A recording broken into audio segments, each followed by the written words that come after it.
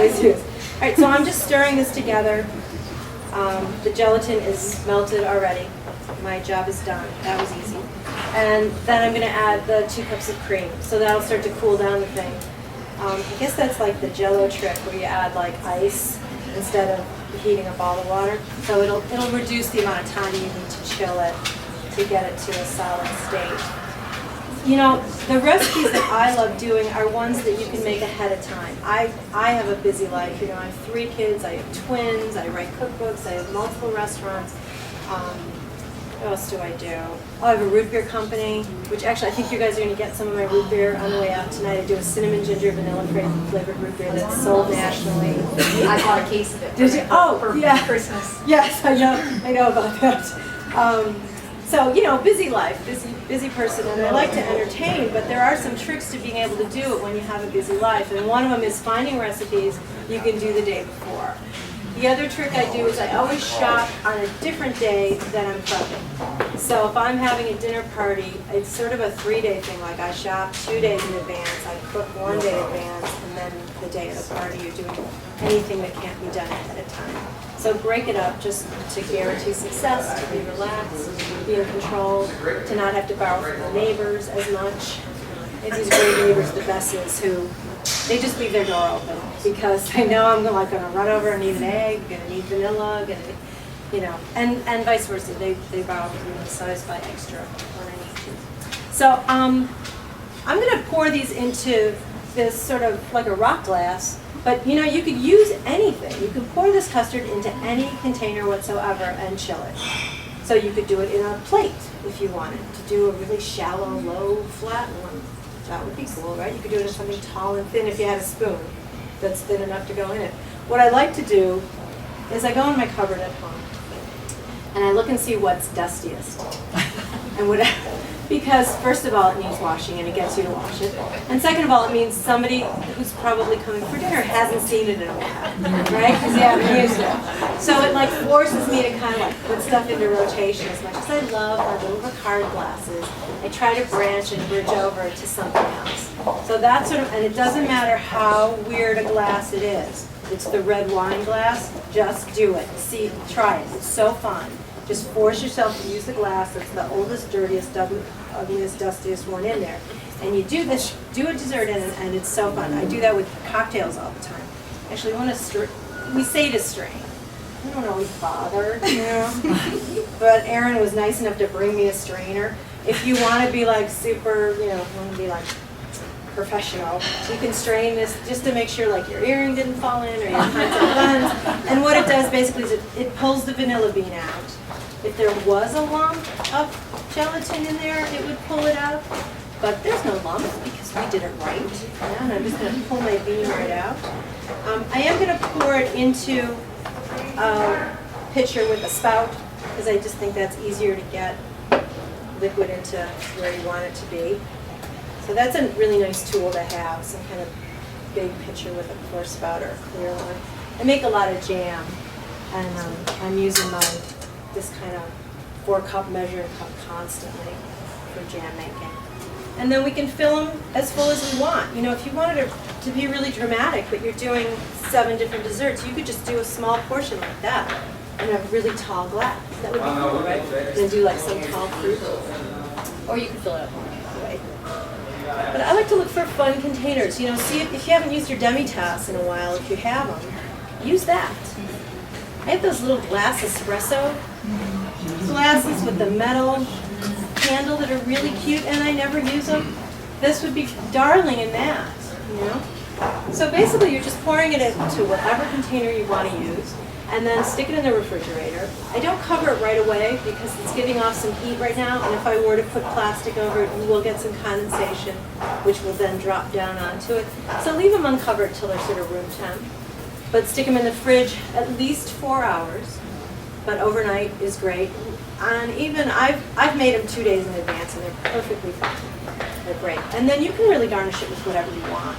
So this is where you get to look at what's in season, what's fresh, what's outstanding flavor-wise, what's cheap, what's on sale. And we're just going to do a real quick strawberry mash to go with it. But we used a little peach in the one that we're doing tonight for you guys. So I'm just going to take some strawberries, fabulous Driscolls. Everybody love Driscoll everything. Driscoll raspberry. Their farm is so great too out in California, if you ever get a chance to go out there.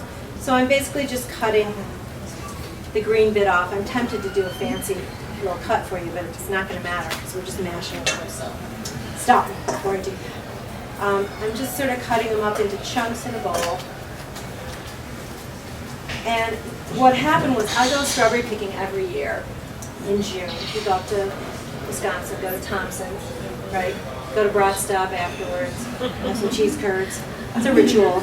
My car smells glorious afterwards. I bring my kids, I make them do all the picking. But it is a bit, it's like one for them, one for them. Ruby picked for 45 minutes this year, and she had nothing in her basket. But she had this really darling, like, little beige colored dress on, and red stains all down the front. I'm like, Ruby, where's your strawberries? She's like, I didn't pick any yet. Honey, you're wearing them. I know you picked them. But anyway, we usually come home with about 8 or 10 baskets, and then we do what's called our jam session, which is funny to me because my family are all musicians. My dad's a jazz trumpet player, and my brother's a blues guitarist, and so a jam session means something else to them.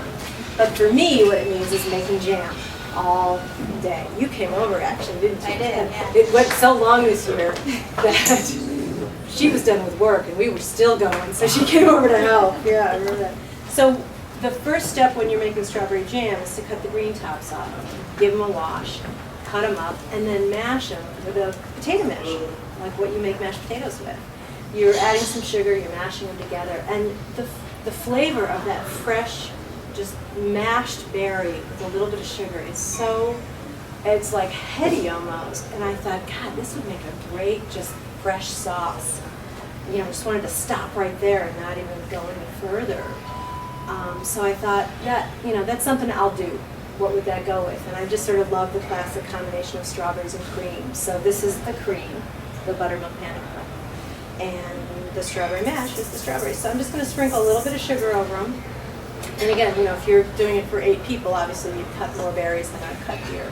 But I'm just doing a little batch.